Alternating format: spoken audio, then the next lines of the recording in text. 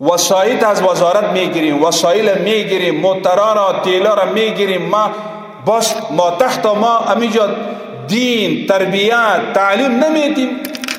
ماموریت خو کافر هم انجام میده، ماموریت را خو مشرکین هم انجام میده، ماموریت را خو یهود هم انجام میده، ماموریت را خو عیسایت هم انجام میده، ماموریت را خو هندو و سکام میتن.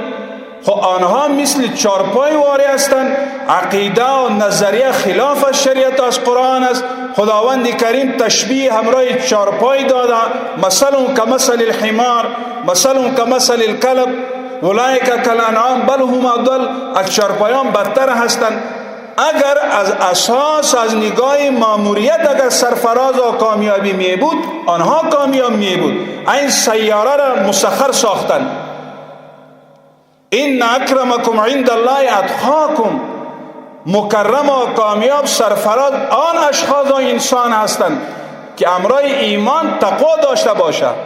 محض به ایمان ما شما نه نجات میبینیم و نه نجات یافته هستیم و نه ما شما محض به دعوای ایمان این سبب نجات نیست. الف لام میم احسب الناس ان یترکوا ان یقولوا آمنا وهم لا یفتنون. تنها با آمنا خلاص نمیشیم عزیزان من. اگر با آمنا خلاص میشودیم منافقین کامیاب میشود. و اذا لقوا الذين آمنوا قالوا آمنا و اذا خلوا الى شیاطین قالوا انا معكم انما نحن مستهزئون. منافقین هم دعوای ایمان داشتند